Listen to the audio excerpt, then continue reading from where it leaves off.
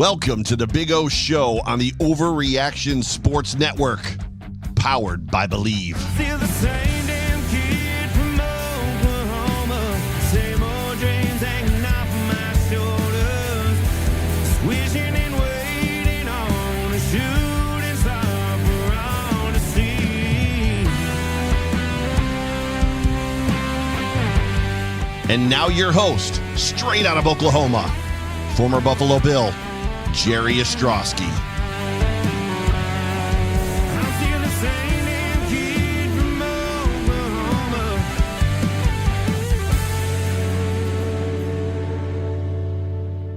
What is going on, everybody? It is Wednesday night, 8 Eastern, 7 Central. It is once again time for the Big O Show on the Overreaction Buffalo Sports Network. We are powered by Believe. Thanks for joining us this evening, and hope you got to catch me and the boys on Monday night, breaking down a little bit of the Buffalo Bills and, the doings as far as, who we hope to have breakout seasons as we head towards St. John Fisher. And I'm sure we'll be back at the end of the week on Sunday night. If you want to catch a little bit more of me, myself and Jeremy White and Joe Marino will be on tomorrow at noon Eastern, 11 o'clock Central. We'll be on Bill Squad on the Locked On Network talking Buffalo Bills. And I'm sure we'll get in a little bit to this, what I'm going to drop. Before we get into what today's show is all about, we're going to talk a little bit of pass rush. Put some videos up, talk a little pass rush theory, pass rush technique. Not going to get too far into the weeds, but we'll give a little bit of some samples of some things that the Bills did over this past season. We'll get in that in a little bit, but just remember, we appreciate when you subscribe. I know we got a lot of viewers and listeners on the pods that take in the shows but haven't subscribed yet. Do that for us. It helps us out. Review the show, rate the show, give us a thumbs up. We appreciate you as always. But today, the Buffalo Bills dropped that they will begin training camp July 23rd in St. John Fisher in Rochester, New York. And Bill's not going to be there very long.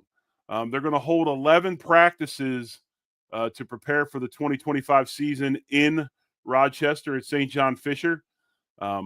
If I was support staff, I'd be a little upset. That's a lot of moving.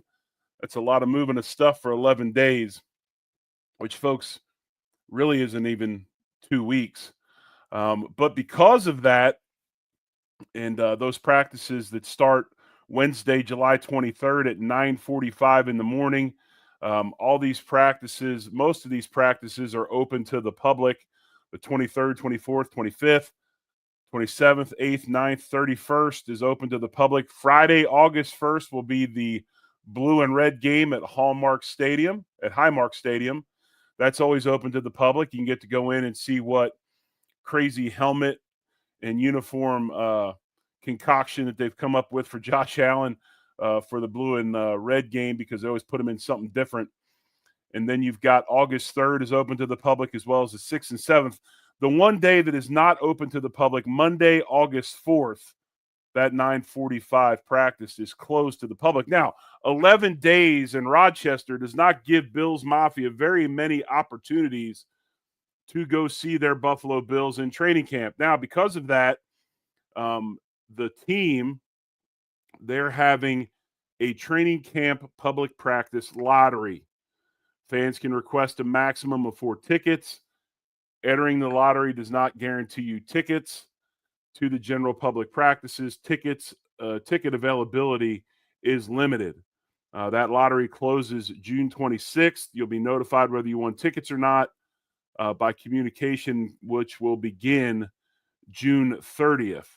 So not many days there. And Ralph brings up a good point, and I need to talk to somebody. Joe Marino might know this. Talk to him tomorrow on the show. Jeremy might know it as well. But is this scheduled to piss off Hard Knocks? Actually, I don't think it is. I think it's the opposite. This might be one of those deals where Hard Knocks wants to produce more shows at One Bills Drive as opposed to being down in Rochester. If you remember, most teams on Hard Knocks, anyway, a lot of their practices, a lot of what they do are at their team facilities. Buffalo is one of the teams that still does go to training camp. With that facility that they have in Orchard Park, they're a big hotel away in Orchard Park from probably scrapping that and staying at One Bills Drive for all of training camp. Now, obviously, lots of sponsorship dollars come out of Rochester, and that's kind of why this whole thing started to begin with. I think Russ Brandon was the guy who moved us from Fredonia to Rochester. I know that Pizza Wings and Things was probably willing to give us some stuff in Fredonia, but obviously not the dollars that being in Rochester, got something in my eye, being in Rochester would, benefit the team. So obviously I think, Ralph, that probably more than likely Hard Knocks winning them at One Bills Drive a little bit more. So you can go to BuffaloBills.com to download. You can download the mobile app. You can also enter the training camp ticket lottery there. And pre-sale will take place June 24th at 10 a.m. Eastern time. So if you want to head to St. John Fisher, there's your opportunity to do so. So today, anyway, wanted to get a little bit into the weeds about pass rush. Nothing too crazy. We're not going to turn this into a 5-part symposium about pass rush. But last year, the Bills, not great rushing the passer, had 39 sacks in 2024, led by Greg Rousseau, who had 8. A.J. Epinesa came in at second with 6, which is funny. The much maligned A.J. Epinesa was actually 6th on the team, as well as Von Miller, who also added 6. Ed Oliver, who was injured for a lot of the season, or I should say portion of the season, he had 3. Daquan Jones, Penn State alum, 2.5. Javon Solomon, the rookie, had 2, and a bunch at 1.5 and 1. So what makes a good pass rusher? What's very, very important? I'm giving you a lot of this viewpoint from an offensive lineman perspective. What gives linemen fits? Because I know you see all these videos on Twitter and on Instagram. You've got all these pass rush gurus across the country now that these kids are paying money to go learn how to swat hands and all those different things. So the ballet of pass protection and the pass rush that takes place in games many, many times a game is interesting. It's almost like a sort of dance, so to speak. But the keys to pass rush, these things obviously give offensive linemen fits, bringing it to you from my perspective. The first and foremost is get off. You got to have twitchy guys up front. Now, obviously, there's been some very good pass rushers that are basically predominantly power type guys. The kid that we just drafted out of Kentucky, Walker, he is one of those guys. He does have a little bit of twitch for his size, but he overwhelms offensive linemen. He envelops them. He's an upper body guy when it comes to pass rush. So there still are those types of players in the league. But anyway, to me, guys that get off the ball quick pose the biggest problems, especially outside. And when you start looking at outside pass rush from a defensive end and an offensive tackle trying to pass protect, by the alignment of the defensive end, and let's pull this up so I can give you an example. Okay, so let's pause this real quick. So by the alignment of the defensive end, you can see my cursor here. We're going to look at A.J. Epinesa. You also got Von Miller over here. By alignment, okay, these spots right here, this offensive tackle has to get about to there. He's got to beat this guy to that spot. If this offensive tackle gets to this spot before this defensive end does, then he can go ahead and dictate what happens in the pass rush. He can control this guy by getting to this spot sooner. Now, obviously, this guy lined up in what they call a head-up technique on a tackle, which is a 4 technique. If this guard's coming over to block him because this tackle has to get to his spot out here, that path or that amount of travel is a lot less than what number 72 has to do to get to his spot to be able to block Von Miller. So we're going to pay attention to A.J. Epinesa on this pass rush. A.J. gets off the ball pretty well here. He's in a 4-point stance. He's in a track stance. His back foot's back. His butt's in the air. Everything in his stance is telling this offensive lineman, if he's paying attention, that he is going to get off the ball. Okay? So Let's see how this goes. We'll press play. AJ gets off the rock. The offensive tackle does not get to his spot, and we'll rewind it. He barely gets out of his kick right about here. AJ's already off the ball in closing distance. 71 shoulders are completely turned, okay, which now gives AJ Epinesa a two-way go. What I mean by a two-way go is he can go inside or outside. We'll see what AJ chooses to do. He goes down the middle, runs him back into the quarterback, and we have a sack. Ed Oliver getting in on it because Ed might be a hair late off the ball, but when he does go, it's quick and it's violent. We can watch Ed Oliver here as well. Off the ball, double swipe, comes inside, helps clean this thing up, probably gets half a sack. So that to me is get off. Okay? That is what get off is. It puts tackles in fits. Now, obviously, if John Fina was on the show with me, we could probably break down 71's poor pass set for quite some time, but he doesn't get it done. Epinesa off, pushes him back. We have a sack. So that's the first clip. Get off. Okay, get off. How do you get off the ball? How do you get off the ball? And right there, Epinesa does a great job. Second thing that offensive linemen look at when studying pass rushers, when you're watching film and breaking guys down, what is their predominant move? Outside of tackle, you get a lot of guys that are just speed type guys. They try to run the corner, bend the corner. And then you have guys that can basically bull rush every time. They're more power guys. When you have great pass rushers, you have what they call speed to power, power to speed. And I truly believe this when you talk about a great pass rusher. And this was Reggie White in a nutshell. And I'm talking about probably we had Bruce Smith, who was the all-time sack leader in the NFL. When you look at guys that could do both, Reggie was amazing. Reggie was a huge man. I played against Reggie late in his career when he was at Green Bay. Thank goodness he went out with back spasms, so I didn't have to play against him very long. But Reggie was amazing because he could get that speed, and you would overset to compensate for that speed rush, and then he'd hit you with the power. All great pass rushers are built, I believe, off of a bull rush. So let's look at this one here. And we're looking at Ed Oliver right here. And this is what we're talking about with power, okay? When you look at Ed Oliver in this clip, comes off the ball, hands are inside, and just basically bulls that guard until he turns, and then he gets the sack.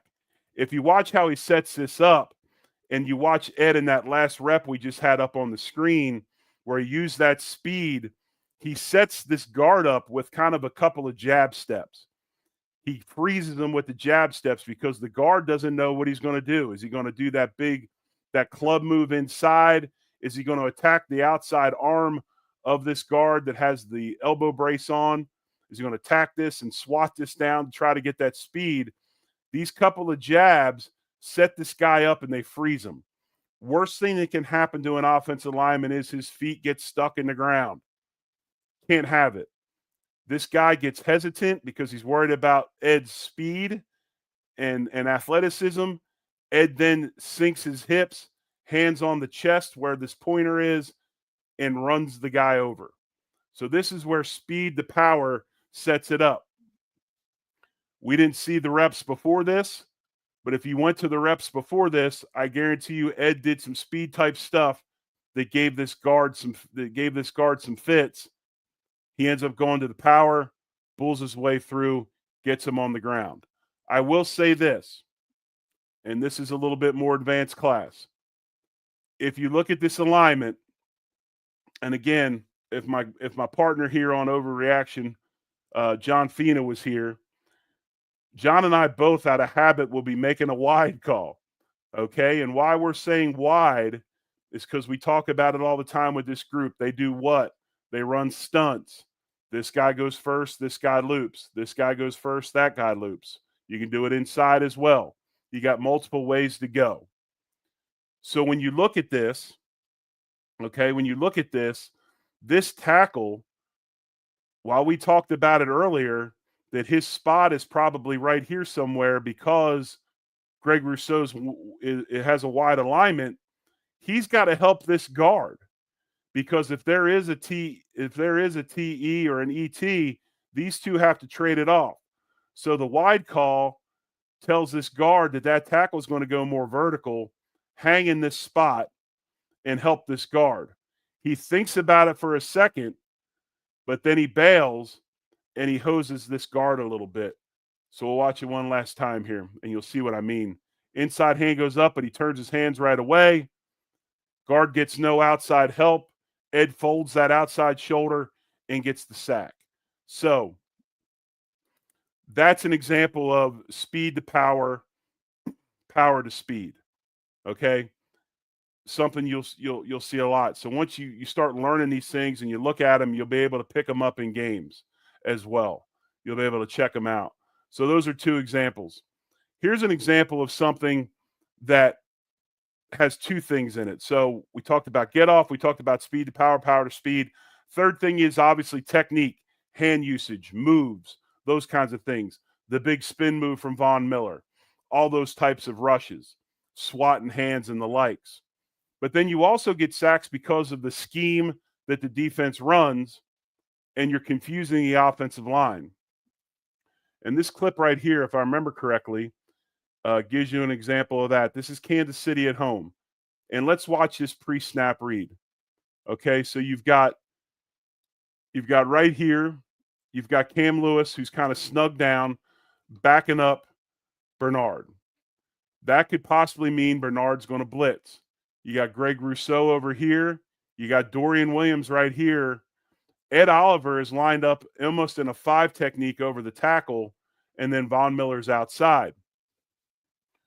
So you think that this is going to be some sort of Rousseau, Dorian Williams, or Bernard, one or the other, or both. Ed Oliver over here, or Von Miller. But what the Bills do so well is they disguise this. They actually rush 3 guys and play a spy with Terrell Bernard. The guy to watch in this case is Ed Oliver. Watch this hand usage. Watch this get off.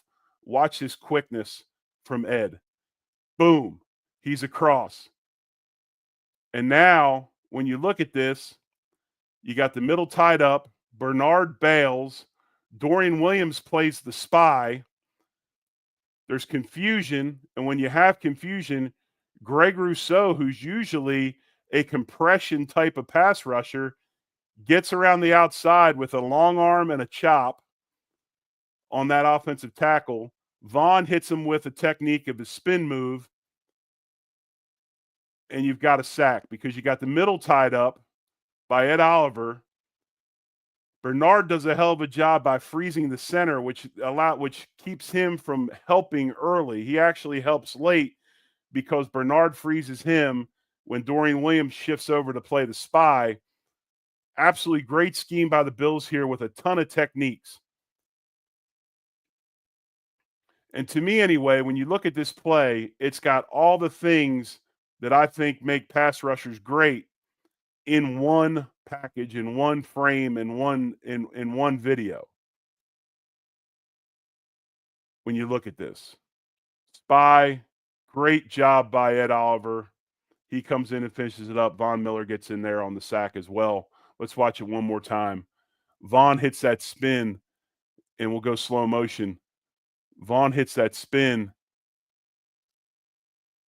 throws the inside arm like he's going to run a rip, and shadows it and spins off of it.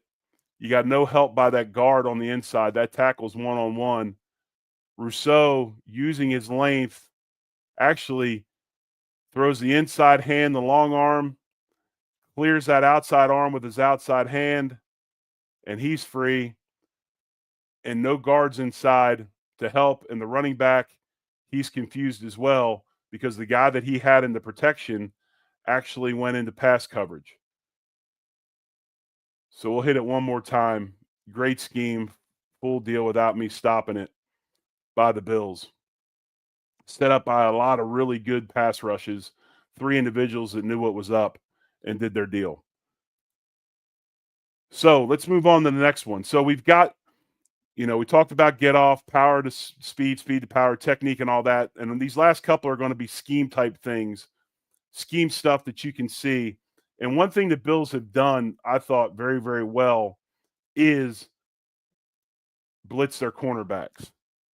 So when we come down here, and I'll freeze it in a second before the ball snapped, we're playing Detroit. Detroit comes out in a heavy package. They shift to the end of the line of scrimmage.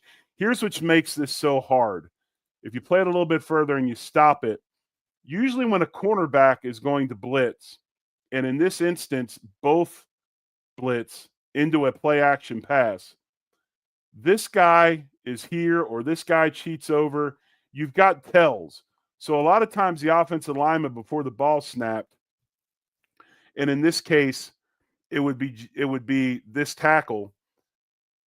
He's looking up. If he were to see this cornerback out here and a guy mugged up over top of him, that's telling him that this guy's going to take over coverage.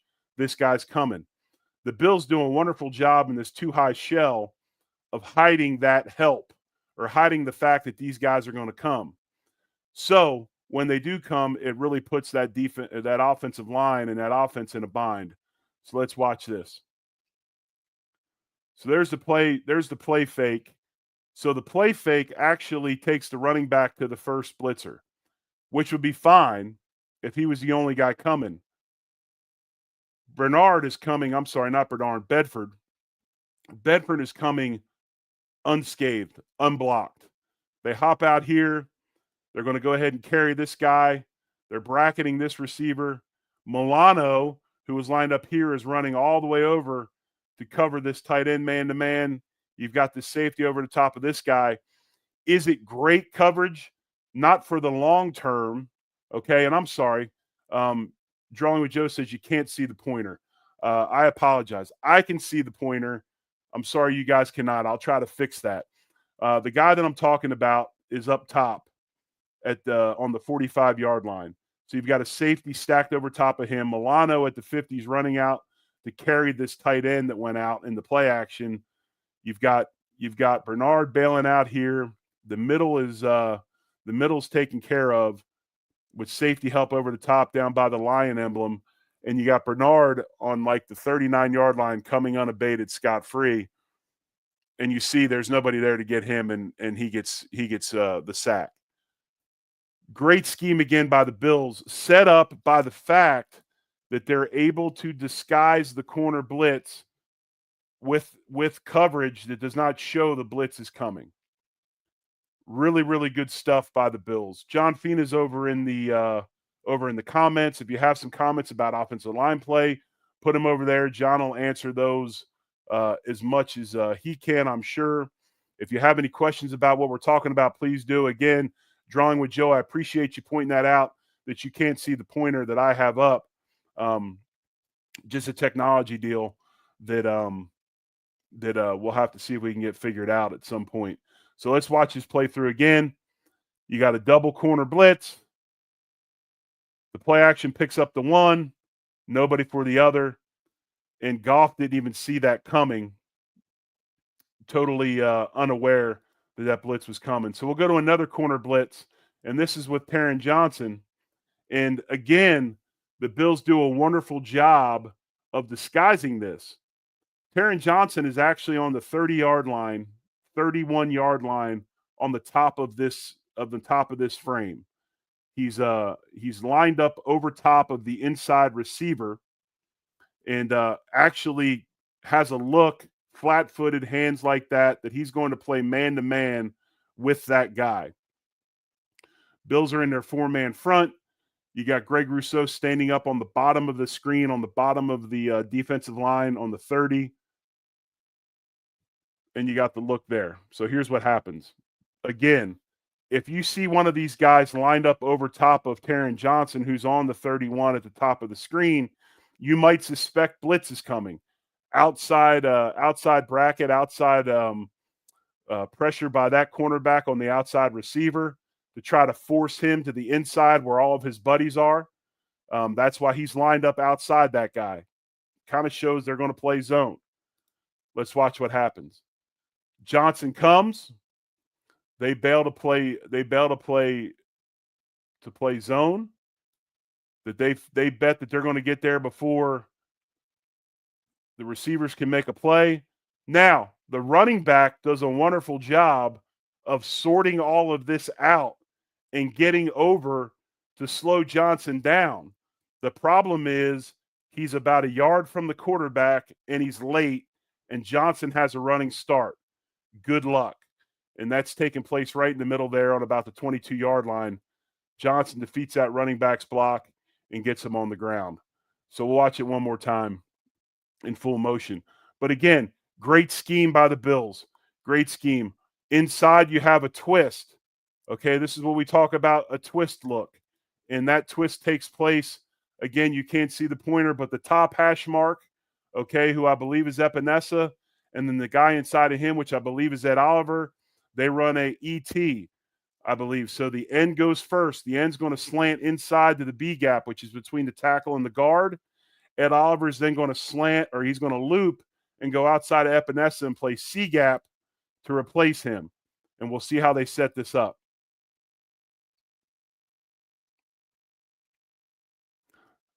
It looks like they actually messed it up a little bit.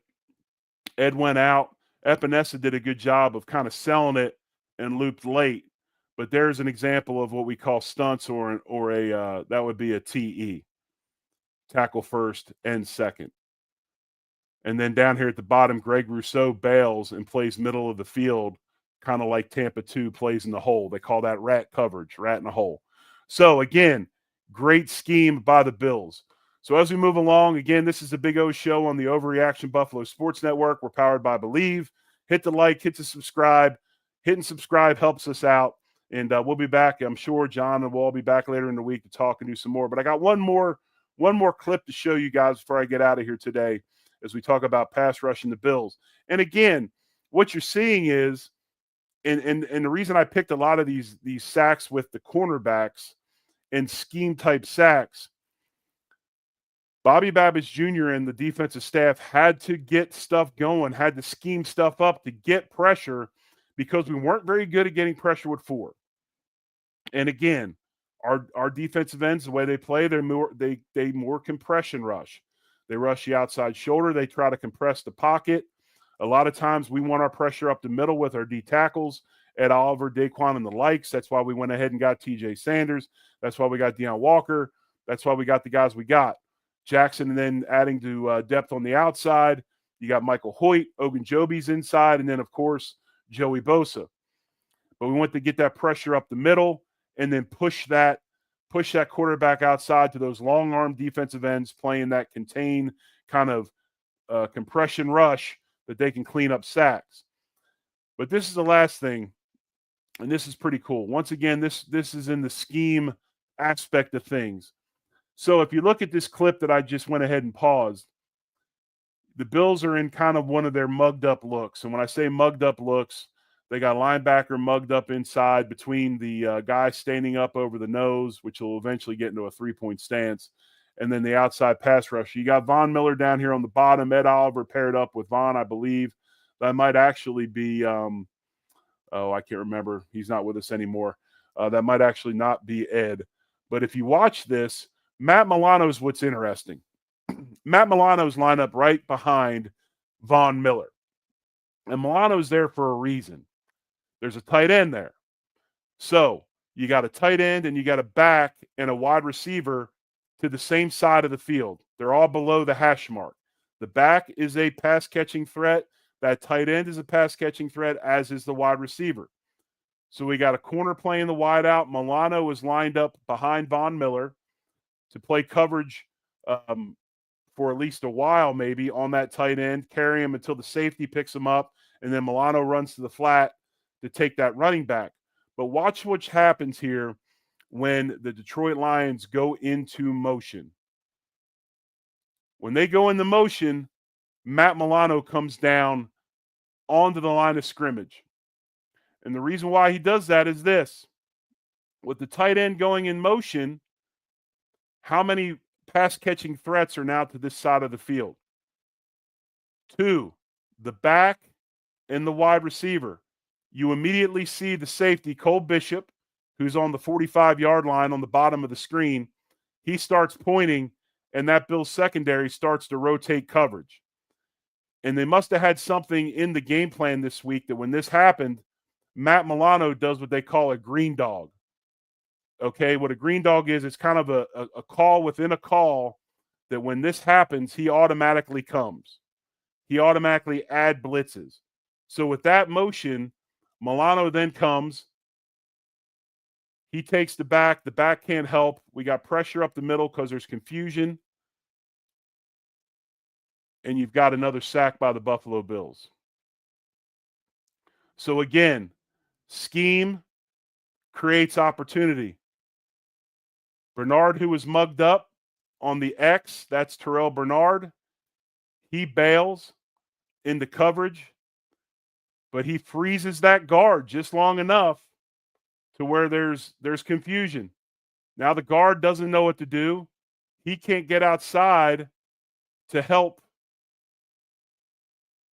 his tackle. And now all of a sudden, the tackle's screaming fan because if you watch this, Taron Johnson comes once again.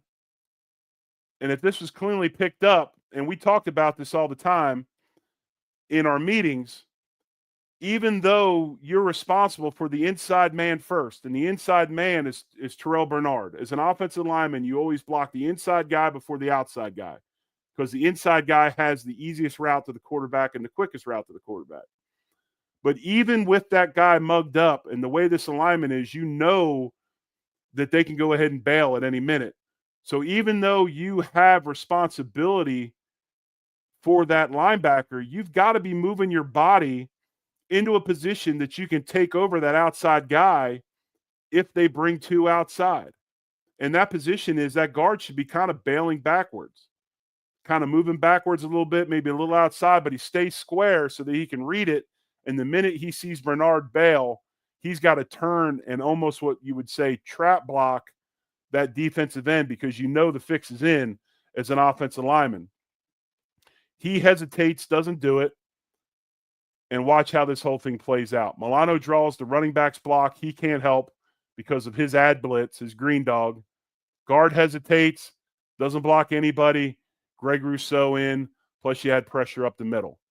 The anatomy of a sack. So I think that the Buffalo Bills last year, while they didn't have a ton of individual success, and I know Rousseau had 8 sacks, had a bunch early, had some kind of easy paths to the quarterback where he wasn't blocked or some guys are confused, the Bills did a good job of trying to manufacture pressure with scheme and that stuff. So again, just a kind of a quick synopsis before we get out of here for the Big O Show on a Wednesday night here on the Overreaction Buffalo Sports Network, powered by Believe. Me, anyway, as an offensive lineman, my keys to a great pass rusher: get off in effort. You got to get off the ball. That's what's so exciting about Joey Bosa coming to Buffalo, now playing a 4-2-5 instead of playing a stand-up outside linebacker. He's going to get off the ball much better now in a 3-point stance. Second thing is you got to be able to go speed to power or power to speed. I think all great pass rushers have an awesome bull rush. All great pass rushers are able to bull rush, which sets up all this other stuff. Third thing is obviously technique. You talk about hand usage, pad level, moves. We saw some out of Rousseau, out of Ed Oliver, of course, out of Von Miller, who has the Pass Rush Symposium every year, teaches a lot of young guys the tricks of the trade as far as pass rush goes. And then obviously, if you don't necessarily have a bunch of freaks or dogs up front that can win one-on-one battles on a regular basis, and you got to get to a quarterback, you've got schemes that you can run, like the corner blitzes and stuff that the Bills did last year that were so successful that caused confusion up front in the offensive line. So again, this is the Big O Show. I appreciate you joining us. Hit the like, hit subscribe, tell your friends, review the show. If you didn't catch us live on YouTube, obviously the videos are on YouTube. You can go back and watch it. If you want to listen to it on the way to work or over a cup of coffee at the house chilling, or on your way to school taking the kids to school, or whatever it may be, you can catch us on all major podcasting platforms as well, and listen that way. So again, folks, I appreciate you. Thanks as always. And we'll be back on Sunday night with another Overreaction Buffalo sports show with me, John Fina, Joe Miller. If you're on social media, hit up Joe Miller. It's his birthday. He's officially old like the rest of us. And when I say rest of us, I mean me and Fina. So hit him up, wish him a happy birthday. And folks, thanks for watching. I appreciate it. Love bringing this stuff to you. And we'll do more of this film stuff as the offseason goes on, as we head to St. John Fisher in Rochester in training camp. And again, we went over that schedule earlier. But if you want to sign up for free tickets and get in the ticket lottery, you want to know the dates, go to buffalobills.com. They have everything right there. So as always, folks, I appreciate you. Much love. Go Bills. I'm still the same damn kid from Oklahoma. Same old dreams hanging off my shoulders. Wishing and waiting on a shoe.